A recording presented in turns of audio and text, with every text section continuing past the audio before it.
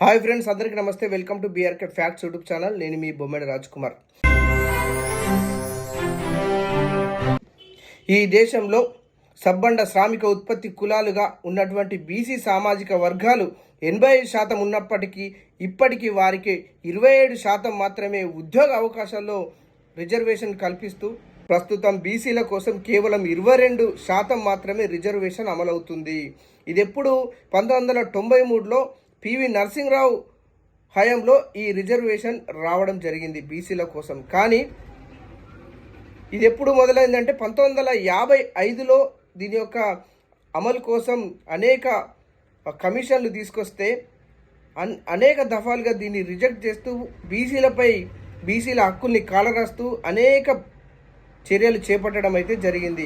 తెలంగాణ రాష్ట్ర ప్రభుత్వమైనటువంటి సీఎం రేవంత్ రెడ్డి ప్రభుత్వము బీసీల కోసం 42% రిజర్వేషన్ అమలు చేయడానికి కేంద్ర ప్రభుత్వాన్ని కోరుతూ గవర్నర్ గారికి మరియు రాష్ట్రపతి గారికి మరియు హోంశాఖకు నుండి ఆమోదం పొందడానికి తీర్మానం చేసి అయితే పంపడం జరిగింది. కానీ 6 నెలల నుంచి ఎలాంటి సమాచారం ఇవ్వకుండా, అసలు పంపినటువంటి డాక్యుమెంట్ను రిజెక్ట్ చేయకుండా లేదా అప్రూవల్ చేయకుండా, ఎలాంటి చర్యలు చేపట్టకుండా కేంద్ర ప్రభుత్వం బీసీ ప్రజల యొక్క హక్కుల్ని, వారి యొక్క రిజర్వేషన్ని కాలరాస్తున్నటువంటి సందర్భం.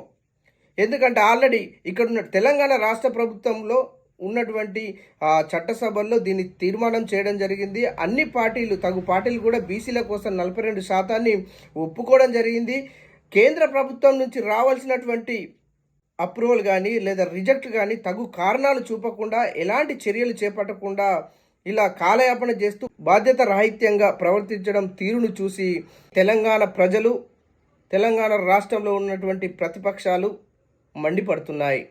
బీసీల కోసం కాకా కలేకర్ కమిషన్ కానీ, బీపీ మండల్ కమిషన్ కానీ వాటిని పక్కకు వెళ్తూ అమలు కాకుండా చేసినటువంటి ఈ బీజేపీ ప్రభుత్వము ఇప్పుడు ప్రజల వైపు, ప్రజలకు ఏం చెప్తుంది? అసలు బీసీ ప్రజల యొక్క హక్కుల్ని కాలరాసేటువంటి బీజేపీ ప్రభుత్వము బీసీలకు ఏం చెప్తుంది? బీసీలకు 42% రావాల్సినటువంటి రాజ్యాంగపరమైనటువంటి రిజర్వేషన్లు రాకుండా అడ్డుపడుతుంది బీజేపీ అని తెలంగాణ ప్రజలు, తెలంగాణ రాష్ట్రంలో ఉన్నటువంటి ప్రతిపక్షాలు మండిపడుతున్నాయి.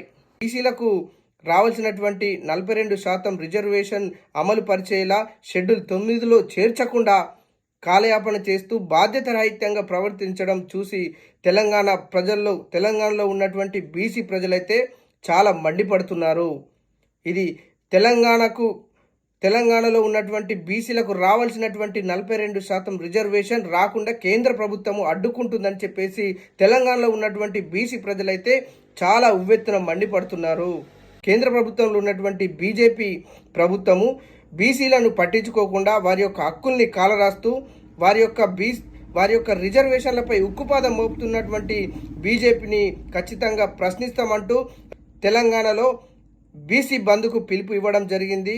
తద్వారా పెద్ద ఎత్తున ఉద్యమాలు అయితే చేపడతామనేది చెప్పడం జరుగుతుంది. కాబట్టి ఈ 42% బీసీల కోసం 42% రిజర్వేషన్ అమలయ్యేలా 9వ షెడ్యూల్లో చేర్పించి చట్టసభల్లో తీర్మానం చేసి సుప్రీంకోర్టు ద్వారా అమలు పరిచేలా చేయాలని కేంద్ర ప్రభుత్వాన్ని అయితే ఇక్కడ ఉన్నటువంటి ప్రజలైతే, ఇక్కడ ఉన్నటువంటి సబ్బండ శ్రామిక ఉత్పత్తి వర్గాలైతే కోరుకుంటున్నారు.